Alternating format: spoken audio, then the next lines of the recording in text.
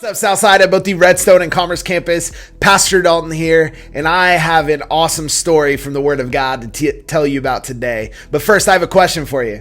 Do you like getting left on red? Do you like sending a message to someone or a text or anything like that to somebody and seeing those four little letters at the bottom, red, but they don't reply? It's one of the most annoying things to me. And to be honest, I'm a little hypocritical. I actually don't have that on my text because sometimes I'm busy and I don't want somebody to feel anxious about this because I myself find that I feel anxious. If I've sent a message to somebody, it says delivered, it says read, and then they don't get back to me for several minutes or hours. It's kind of anxiety feeling, if I'm going to be honest. But something I know about this feeling is something that today in our story, I think we could all relate to. You see, in John chapter 11, we see Jesus and we see him, and then we see him with his disciples, and they hear news from Jesus's closest friends, Mary, Martha, and their brother Lazarus. You see, Lazarus is sick. And Jesus, when he hears this, he says some pretty interesting things. Check this out. This is in John chapter 11, verse 4. When Jesus heard that Lazarus was sick, Lord, the one you love is sick, he says this, the sickness will not end in death, but it is for the glory of God, so that the Son of God may be glorified through it. Now, Jesus loved Martha and her sister, Mary, and Lazarus. So when he heard that he was sick, he stayed 2 more days in the place where he was. You see, Jesus was several miles away from Mary, Martha, and Lazarus. And in this time, it's not like you could just get in a car and drive. It was quite the journey to get where you wanted to go. But I find this interesting that when Jesus hears this news of one of his closest friends being really, really sick, and I imagine probably the kind of sick that leads towards death, Jesus responds by saying, this will glorify me, the Son of God, will glorify God the Father, and this won't end in death.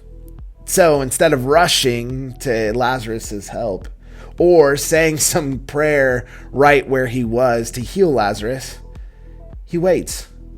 And I find this super interesting. Let's continue the story. Then after 2 days had passed, he said to the disciples, let's go to Judea. You see, Rabbi, the disciples told him, just now the Jews tried to stone you and you want to go to Judea? Aren't there 12 hours in the day? Jesus answered, if anyone walks during the day, he doesn't stumble because he sees the light of this world. But if anyone walks during the night, he does stumble because the light is not in him. He goes on to say this. He said, and he told them, our friend Lazarus has fallen asleep, but I am on my way to wake him up.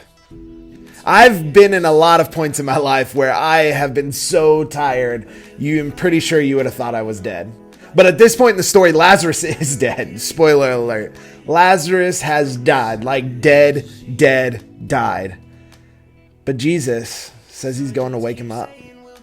Jesus, in this moment where his disciples are like, Jesus, you gotta go. Lazarus, why are we waiting? Why are we going on detours? Why are we not going right to the source of the problem? What is going on? I think sometimes in our life, we see these moments where things are going on and we're like, God, why? Why are you allowing these things to happen? Why do you continue to be on wait? Why do you continue to leave us on red? We're praying to you over and over again. I could see my prayers are getting to you, but why haven't you answered them? And I think in this moment, we're going to see something really powerful from Jesus. We're going to read in our small group today this full story, and I want you to really listen to the words that Jesus uses when he talks about his friends. You see, Jesus ends up making there to Mary and Martha, and they're like, Jesus, why didn't you come earlier? You could have saved him. He would still be alive. But Jesus weeps with them. It's actually the shortest verse in the Bible. Jesus weeps. Jesus empathizes for them. The creator of all things, God, the one who created everything, God, the most powerful person in the world, in the universe, for all eternity, from beginning to end, weeps for his creation. Yet he lets Lazarus die. It's an interesting thought. But Jesus says, I will be glorified in this, and my Father will be glorified in this. Today in your small group, we're going to dive into this story and we're going to talk about why this happened. I believe you're going to see Jesus and his love for us more than you could ever imagine. And maybe soon through this story, you could see that even when hard things happen in your life, Jesus is right there with you. Jesus has died for you so you could see a different way to live. I love you guys. I hope to see you here next week at Southside. We'll dive into this and have a lot of fun with it. Small group leaders, thank you for everything you do at both campuses. We love you. We'll see you next week here at Southside. Bye. I'll see you later.